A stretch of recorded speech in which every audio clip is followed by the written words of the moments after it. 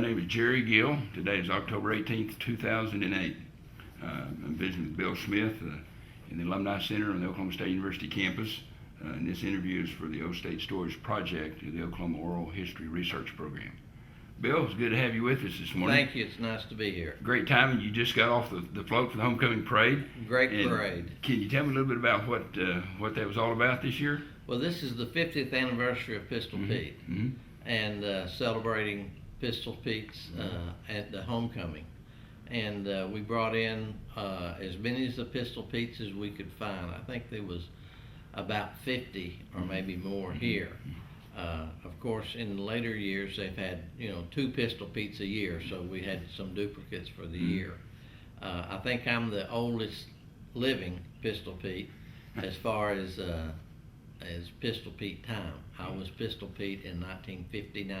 59. In 1958, Bill, that was the first year that they... In 1958 was when we first got it started, and a guy named Charlie Lester, who was the first guy to wear the head, and myself, a man named Chuck Marshall, who lived in Shawnee Mission, Kansas, and another fellow named Don Yandell, who lived in Ardmore, Oklahoma.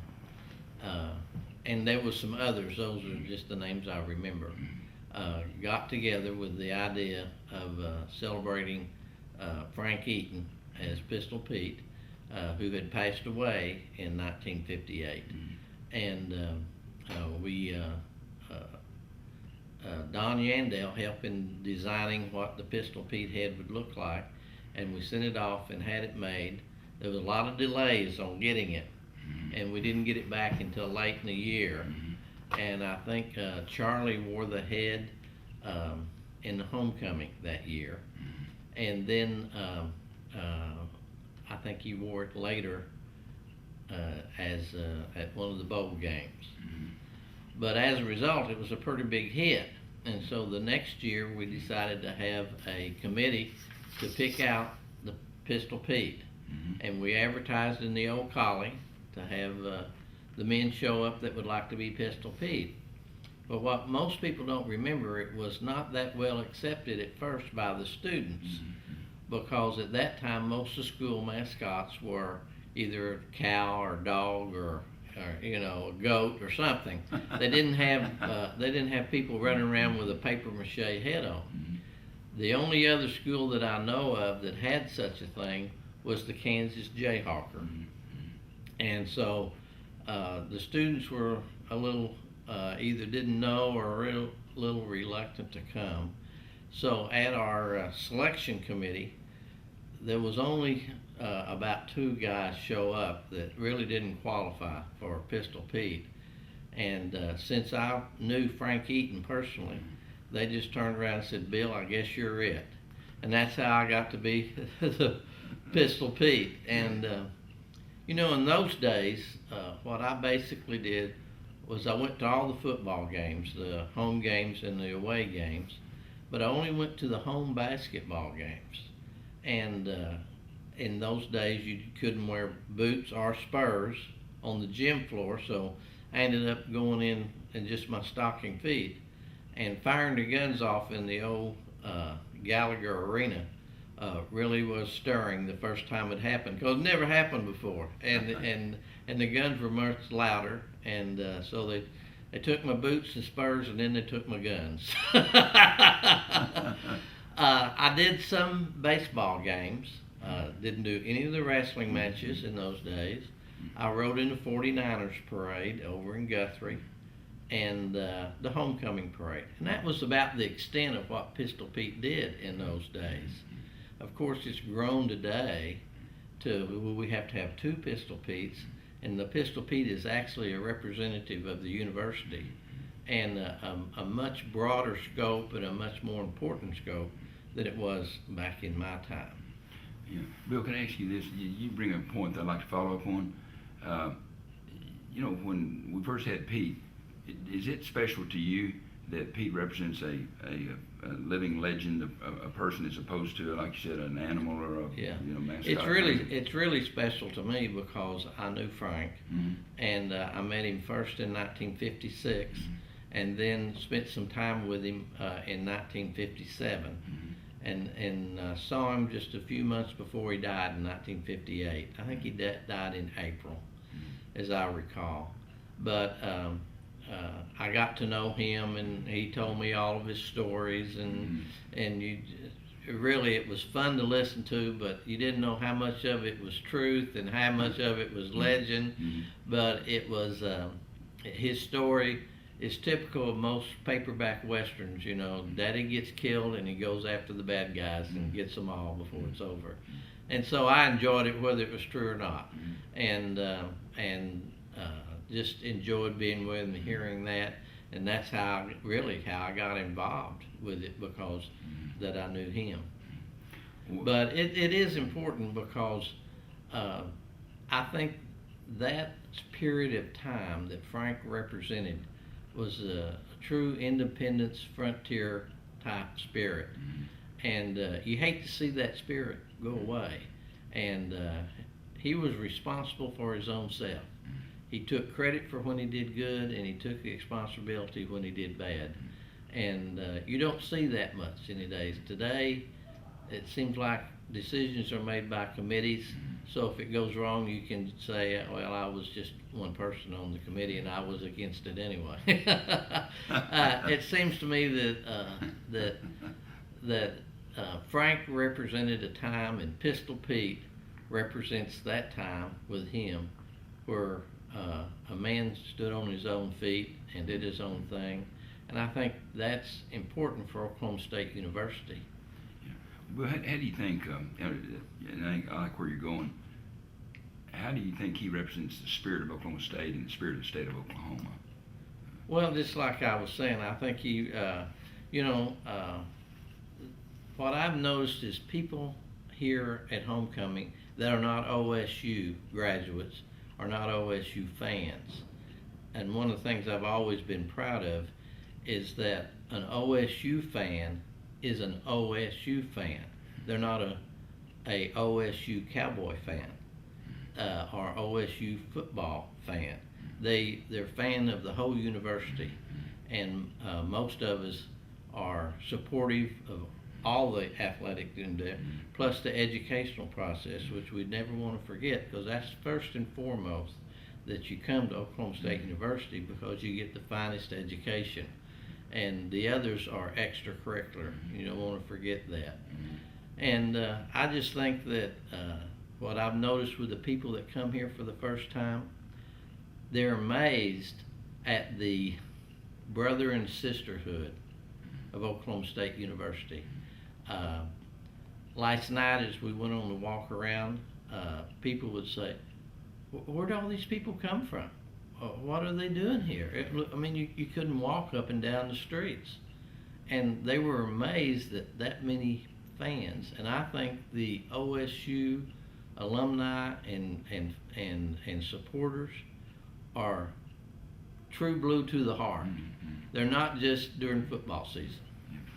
And Bill, kind of touching the Oklahoma State still has a lot of sort of the frontier and a little bit of the That's Old right. West and a little bit of the sort of that rugged, hardy individualism. And Pete represented those things, didn't he? Yes, he did. He represented the difficulties. Of course, when right after I got here, of course, it was Oklahoma A&M. And of course, I still like to wear the Aggie on my, and I was always proud of that. But that, because of that Aggie connection, we had to be better, and we were. Bill, let me ask you asked a good question, because you were here about that time we were making that change, and from Oklahoma A&M College to Oklahoma State University name That's right. change, and then from Oklahoma A&M Aggies to Oklahoma State Cowboys. So let me ask you a couple of questions. Just first of all, the name change. How did the students in your era and yourself, how did you like the change from A&M College to Oklahoma State University? Well, I liked it. I welcomed the change. But my brother that graduated before me didn't, because he was an Aggie. And he was proud of that. So those students that, I think that changed in 56 or 57? 57, July 1, 57. And so those graduates before 57, RS 57. The last graduates is Oklahoma A&M. Of course, they didn't want to see the name change. But I think Oklahoma State University really fits the school better now. This is a dynamic university, and all you have to do is be gone off this campus for a couple of years and come back, and it's all new. I had a hard time finding my way around. You know, I'd finally have to find a point that I knew and go from there, because it is a dynamic university and it changes yearly. And I think the Oklahoma State University, the state university, is more represented than Oklahoma A&M College. University is made up of a lot of colleges, and so I think that should have the university name attached to it. Now the name changed from Aggies to Cowboys. How did that Well, go? before it was the Aggies, it was the Tigers. If you go back far enough, it was the Tigers. And but I think the Cowboys was accepted well, and I certainly did, and I think some of the older people accepted the Cowboys. They like that spirit of the cowboy. I think the true life cowboy was a hard life, a hard and lonely life. But thanks to modern movie westerns, they've made it into, you know, the free spirit, and that's what I like to think about it. We're thinking ahead, and we're responsible for ourselves. Bill, I was fascinated by your kind of description of the selection. Can we kind of go back and visit a little bit more about what you recall about the selection process? I mean, understanding, so 57, obviously, with the change from Aggies to Cowboys, you know, and joining the Big Eight conference. That's right. And let me back up and ask real quick, and then I'll finish that other question. Was that pretty exciting for everybody? Oh, it was exciting. The students were excited about the name change. We were excited about becoming a part of the Big Eight, because that was a premier conference to be in, and it lent a lot of excitement and filling the stadiums. Back in those, the stadium was a lot smaller, but we filled those stadiums in those days. Well, Bill, back so there, the question was kind of going. So we changed the name to Cowboys, moving the Big Eight. So obviously we needed a mascot and name change. That's right. Of course, so Frank.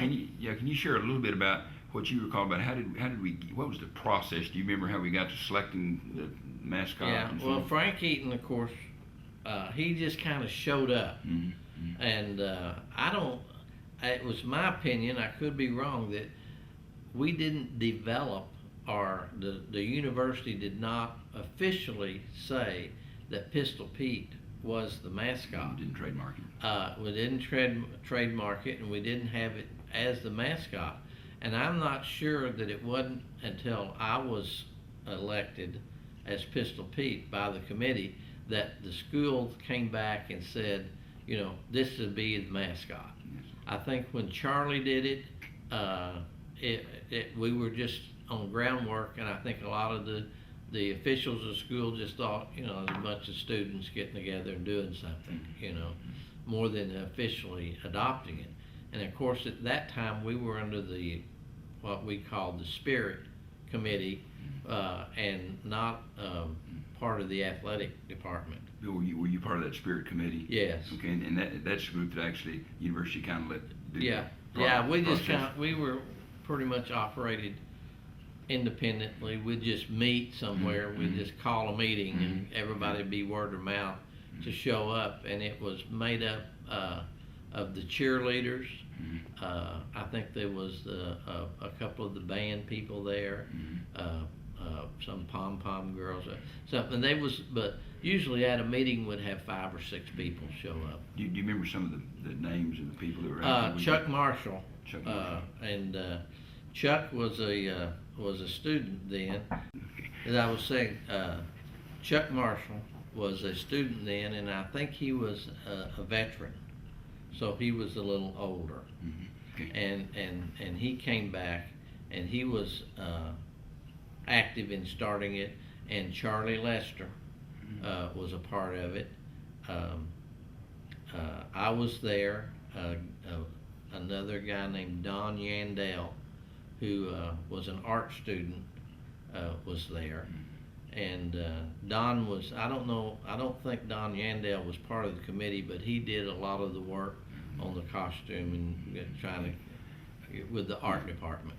Bill, sort of backing up a little before that, do you know, I was recalling visiting with a couple who talked about sort of a, I don't know if it's a contest, but the old collegian had put, Old put Collie. something in the old collie Uh-huh. and had asked people for ideas or if they thought and even to sketch something in if they wanted. Yeah. Can you kind of explain that a little bit? I mean, how we first got to the decision that Yeah. Frank Eaton Pistol Pete was going to be the Yeah, mascot? well, from the, after Frank died, they did a lot of, you know, trying to get some ideas of what they wanted, and I think that's mainly where Don Yandell got involved in it, in coming up with the Pistol Pete mascot logo, and then from there it went to the Pistol Pete head. The original Pistol Pete head looked more like the Pistol Pete caricature that you see today. I don't know how many new heads we've seen then, because the one that I wore, I forgot how much it weighed, but it was terribly heavy. And the new ones look more like a real person. The head I wore looked like a caricature. And so that's just, I guess, progress doing that. Do we still have the original head, Bill? Do you The know? original head is over in the Hall of Fame.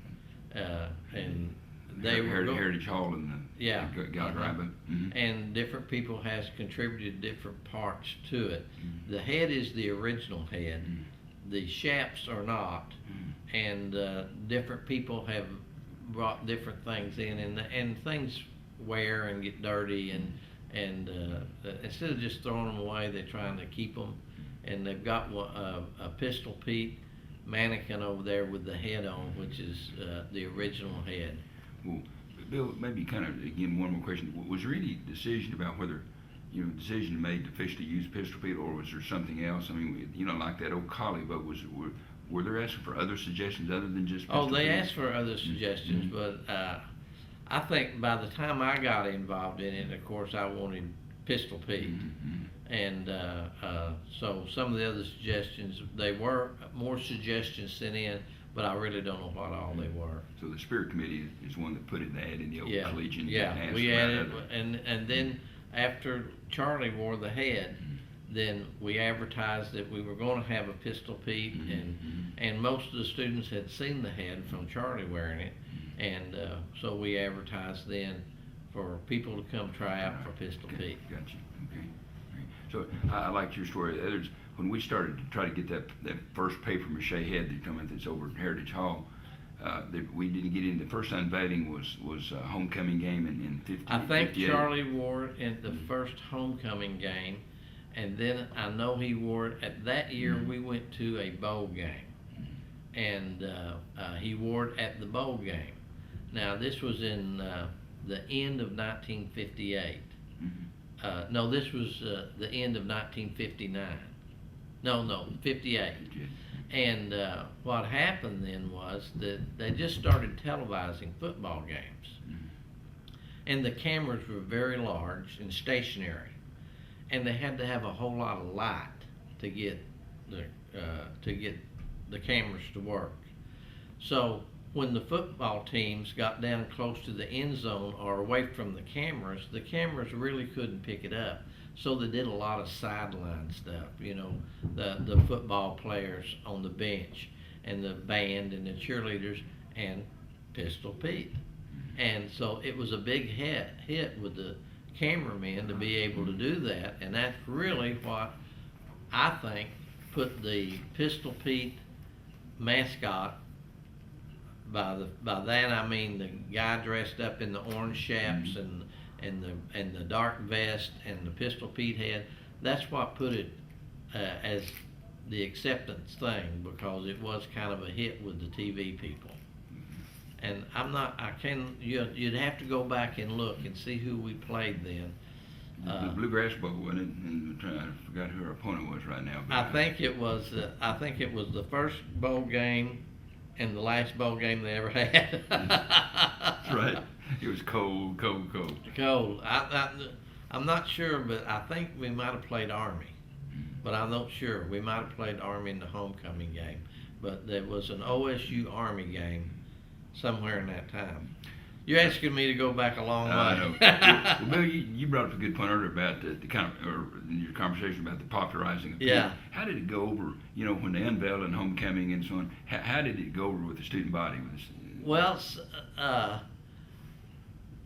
I think they were divided on it. Mhm, I mhm. think some people thought, oh, that's neat, and some people thought it was because it was new, and people don't accept Mhm.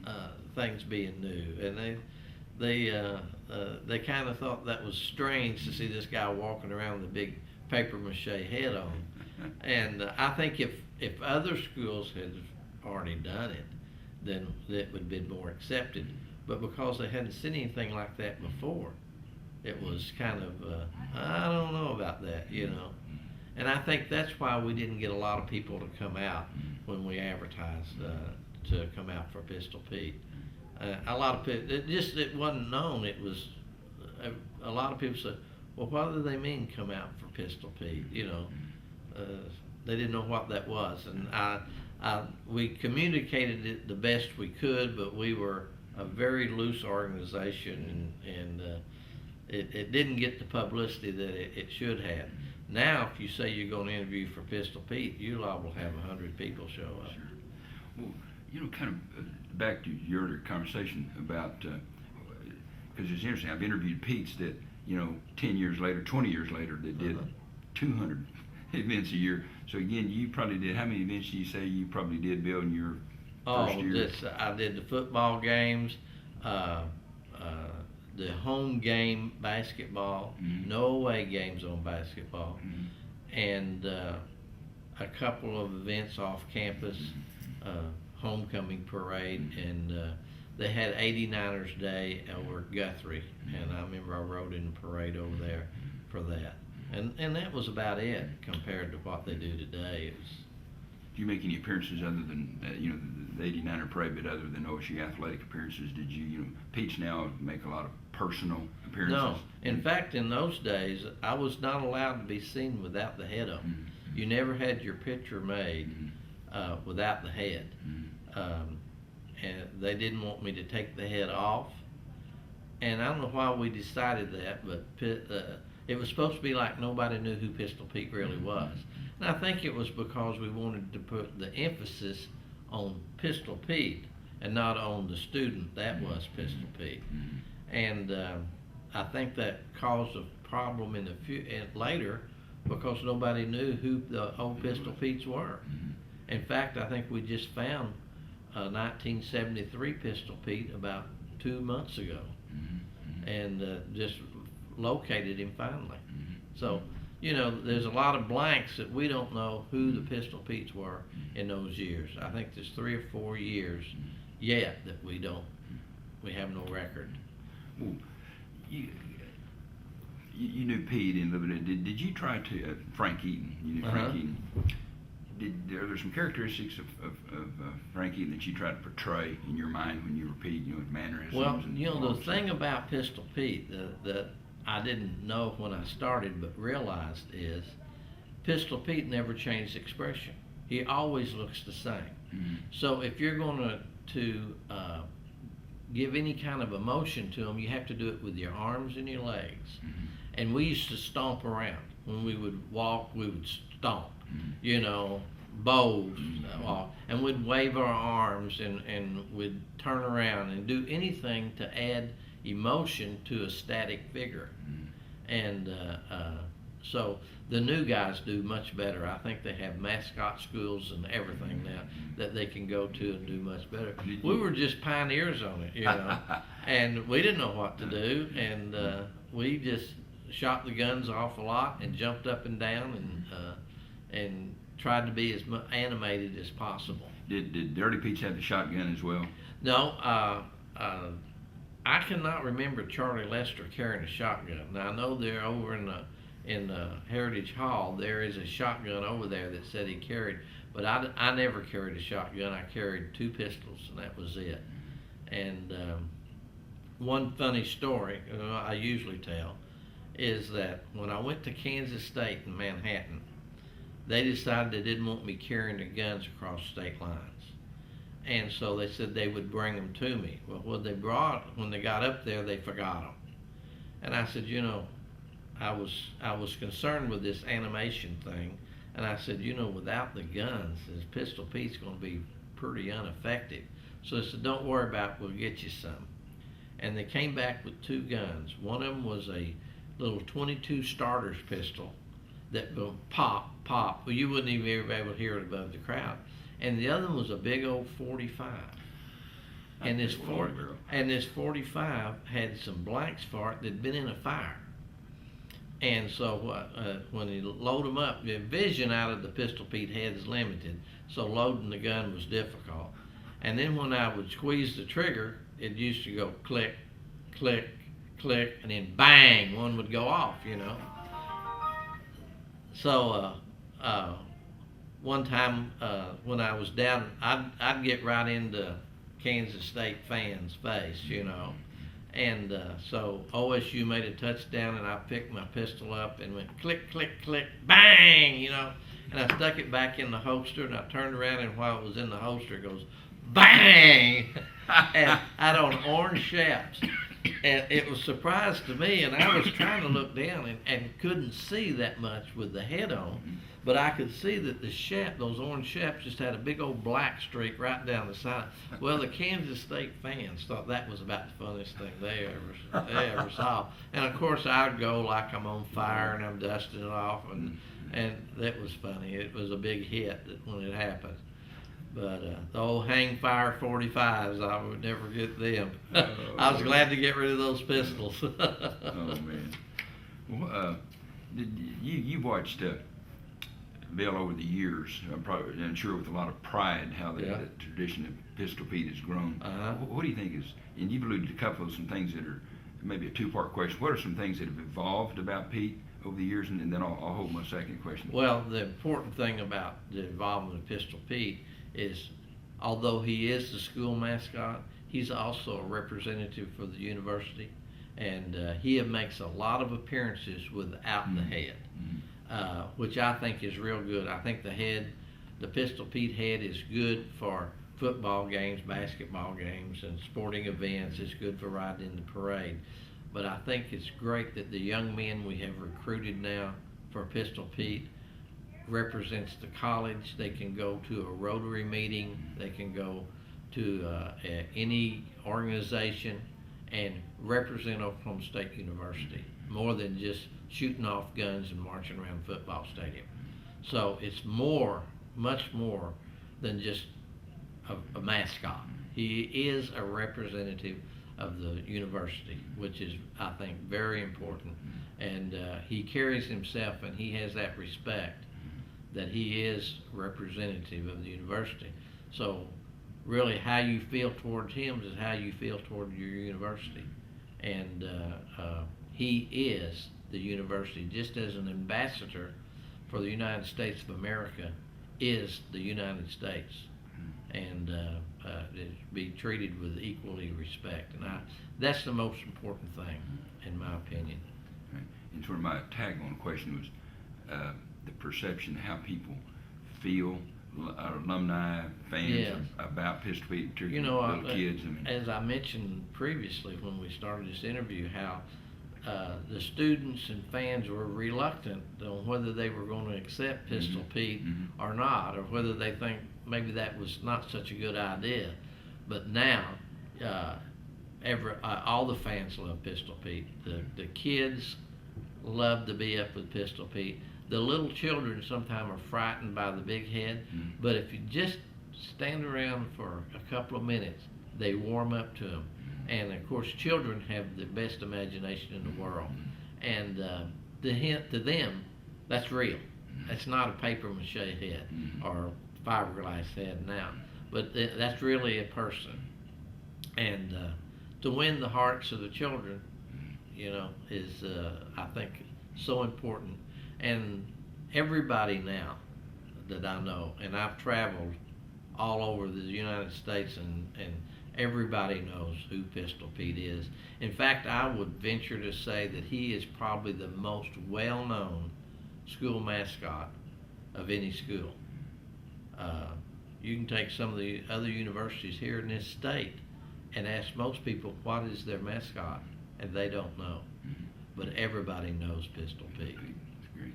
Well, Bill, I can sense from from kind of the spark in your eye and the conversation that can you just take a personal moment and say what it meant to you to be Well, Pistol Pete? When I was first Pistol Pete, I never gave it that big a thought. I just thought it was something I was doing as an extracurricular activity. I was always energetic. I loved the athletes.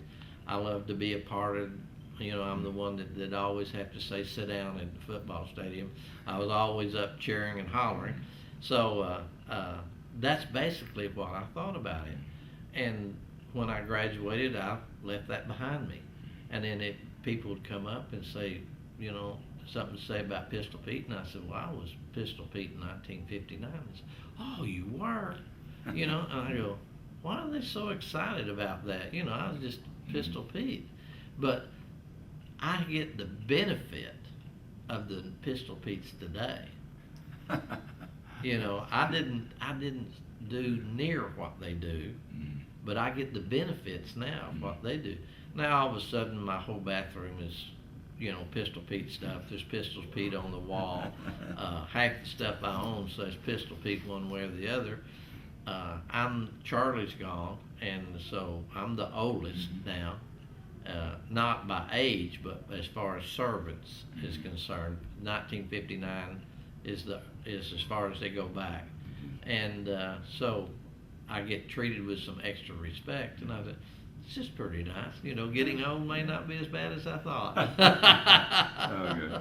Well, you talked about the Pete's for years. Have you noticed, like, the neat thing today, as you alluded to earlier, is all the Pete's collectively with parade marshal. Oh, yeah. It's 50-year anniversary of the first Pete on the field and homecoming, and so that you were the Pete's. What about the camaraderie, the bond between former Pistol Petes? It's a brotherhood. Mm-hmm. It's a real brotherhood, and I just think that's a common denominator that we all have. Mm-hmm. We've all shared that same experience, and I've found as I've grown older, either on some very sad things or very happy things, if you share that experience with somebody else, there's an attraction, because somebody else may think they know how you feel, but only that other person knows how you feel.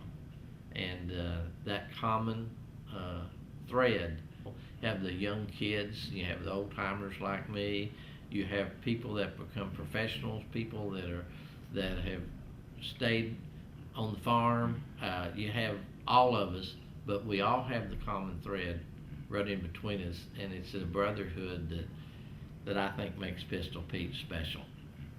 And like today on the parade, the people just that was watching it just stood up, and cameras were going. People was taking pictures of all the old Pistol Petes, And sometimes I look at it and think, well, why are they doing all that? I'm amazed at the celebrity statue that Pistol Pete has become. Bill, you picked up on something that another interview they had that he talked about when he said when he put on the Pete hat, he becomes somebody else. That's right. And he did and you said sort of that statue that he took on. That's right. As another persona. You put on that head, and you can be anybody you want to be. I mean, because you're covered up. So that gives you an excuse to do whatever, and you can act wilder and than you did, that you would do naturally, because people are looking at Pistol Pete and not at Bill Smith, So that does make a difference when you can do that.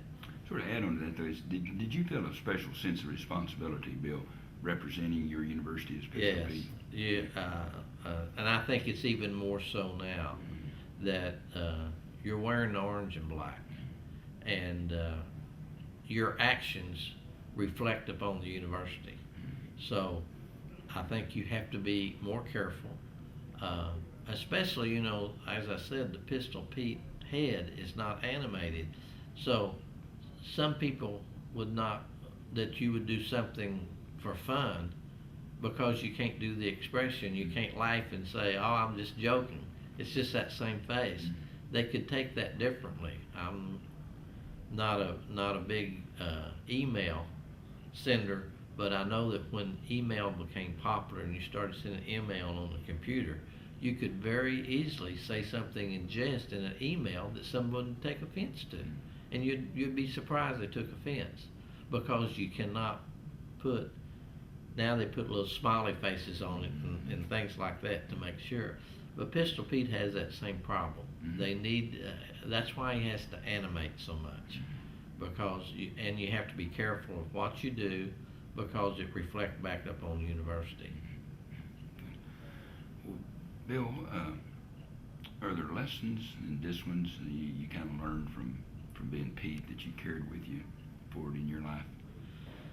Well, just that when you put the Pistol Pete head on, you're responsible back to the university. If you do something, it does not reflect upon you, it reflects upon the whole university and your friends and school itself. And you would never want to tarnish the image of Pistol Pete. And then when I was no longer Pistol Pete, I realized that my actions reflected upon my family, and that if I did something, it would not only hurt me, it would hurt my wife and children, and then later my grandchildren. And so I learned that you should be aware of what you do, take responsibility for what you do, and that other people are affected by your action. And that was what I learned on Pistol Pete, that no one could see inside that head was Bill Smith. All they saw was Oklahoma State University, and that reflected back upon the other. But not only the bad, it also did the good. If you did something worthwhile as Pistol Pete, it reflected back to the university as something worthwhile. And I think I'm a grandfather now, and I like to think that the good things I've done in life reflect back to my children. I often use the saying that getting is making a living, but giving is making a life.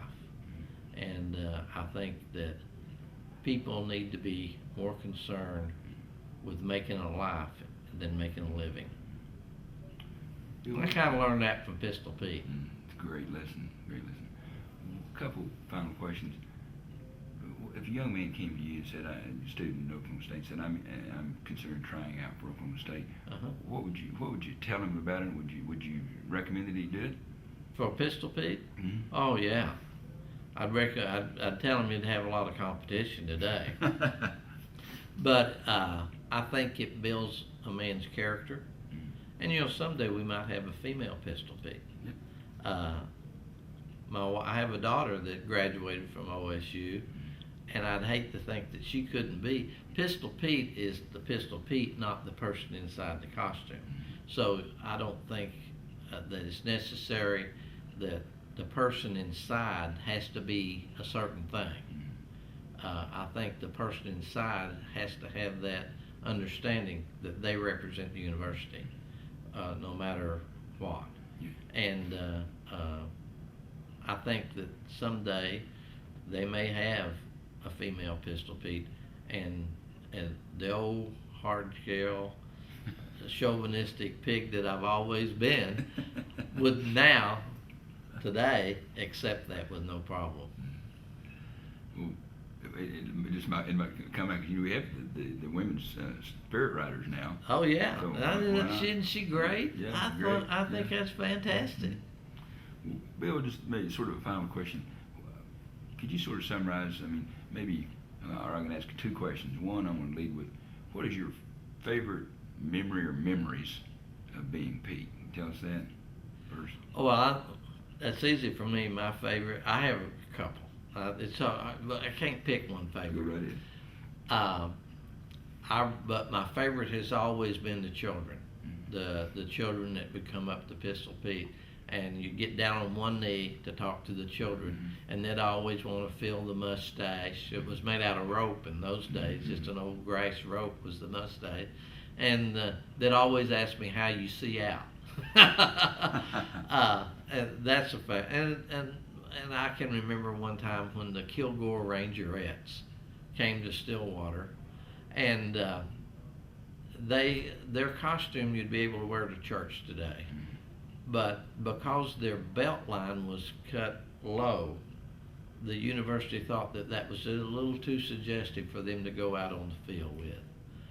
And I remember thinking, well, those are sexy outfits. In 1958, it was a sexy outfit, but today, nobody would ever think that was not at all. So that was a funny time that we had, and I'm not sure they did get to march at the halftime. I can't remember, but I know there was a problem with their costume.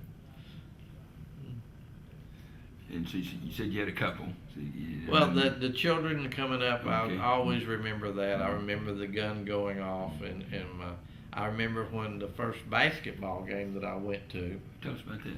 I wore boots and spurs. And in 1958, the only kind of shoes you could have on a basketball court was tennis shoes. You weren't even allowed to wear street shoes because they didn't have the finish that they have today, and they was trying to keep the finish right. So they stopped me at the door, and they said, those spurs are not going to go. So I said, oh, that's no problem. So I took the spurs off, and they said, wait a minute, those cowboy boots aren't going to go either. And so I said, well, that's the only shoes I have. And they said, well, can't get on the floor of those cowboys. So I took my cowboy boots off, and I had my spurs and my cowboy boots, and I was just out in my stocking feet. And the first time OSU made 2 points, I whipped out those guns and fired them inside the Gallagher Arena, and that thing echoed, and they stopped the game. Then they came over and took my guns away from me. I said, wait a minute, you took my boots, my spurs, and now you're taking my guns? But later on that we, I think because guns had not been fired in there before, it was the first time, That was back before they had the horn. They just blew the whistle. When there was a foul, they blew a whistle, like they do on the old football referees, just had a whistle. And so the guns were the loudest thing in there. And in those days, a basketball score may be 21-25 at the end of the game. So it was a sleeper type sport. And they woke everybody else up with the guns. I'm reminded it was Frank Eaton said, I'd rather have a pocket full of rocks than an unloaded pistol. That's right. An unloaded pistol is like having a car with no gasoline in it. That's right. Or a fire extinguisher that doesn't work. What, Bill, kind of just finally, what do you, I know you take a lot of pride in being people, what do you think the legacy of Bill Smith as Pistol Pete is? And what do you hope that other people remember you? Well, I hope, of course, people remember that I was there at the start, at the very first, and that it has built, that we left the foundation for the Pistol Pete structure to be built on today. And that although we might have been stumbling in the dark, we at least put down the cornerstone that they could build the building with. And it gives me so much pride to see the Pistol Pete's today, what it's become, and I'm just glad that I was a part of it. And people that know me know I was the Pistol Pete in 1959, and the first one that was appointed by the committee.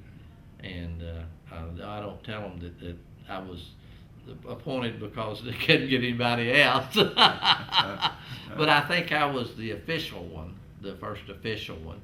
And it gives me my grandchildren have been ball boys at the basketball game under Eddie Sutton, and they're always telling my granddad was Pistol Pete, and that's a big thing to them. And let me, Bill, just one real briefly, just can you tell us a little bit about your life after you left Oklahoma State? You just sort of update us on your.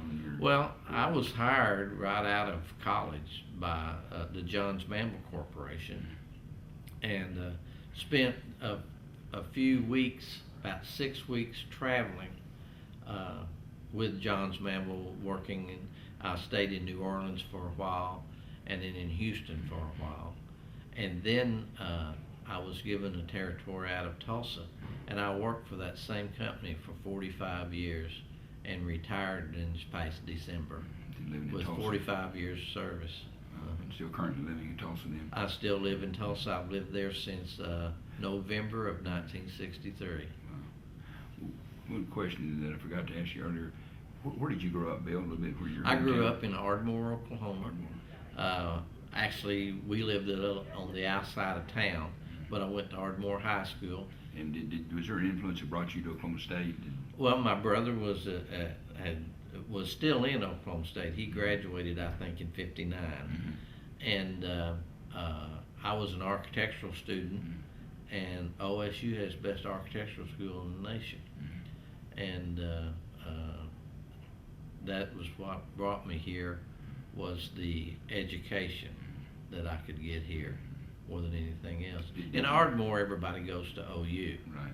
but the architectural school at OU did not compare to what we had at Oklahoma State University. Did you get your degree then in architecture? No, I ended up getting a business degree in marketing, but I went far enough. I got married while I was in school, and architectural school was a 5 to 6 year school, and when I got married, I sold fuller brush door to doors, and my wife worked in the infirmary over there with Dr. Cooper, and so I needed to get out, and so I changed from architectural school to business school, but I had enough credit hours to have what they in those days called a minor degree in architecture, in architecture, and a minor degree in physics, but the Johns Manville people, what I did is I designed commercial roofing.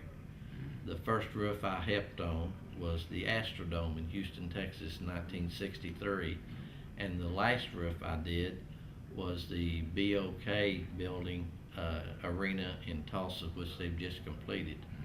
But I did a lot of roofs at this university too, including the new Gallagher-Iba Arena. Great. I worked on that. They give you special pride. I did the inspection on that, and it was one of the hardest inspections you could make, because as you may recall, they built that over the old Gallagher Hall. So when you were up on that roof, you looked down into another roof. But I took a great deal of pride in that, and a lot of the dormitories here that I worked on also. Well, is there anything we left out, anything you want to talk about? That we No, except I did want to say that my 2 children are both graduates of OSU. My granddaughter has her BS degree and her master's degree from OSU, and my oldest grandson is a student here now, and I have 3 more coming. Great. Keep them coming. Keep them coming, yeah. I think that's important that we get a record, and because, you know, we've already lost Charlie, and we've lost 4 or 5 other Petes, and I was the last one that was involved in the creation and the putting together of Pistol Pete. As loose-knit as it was, and as unorganized as we were, you know, I look back and say, hey, you know, at least we took the first step, and then we turned it over to some people that took giant steps after that, and that's what I take a great deal of pride in. But I think I take more pride in that than in being Pistol Pete, is in. And we're proud of you, Bill. Well, thank you very much. I'm proud of this university.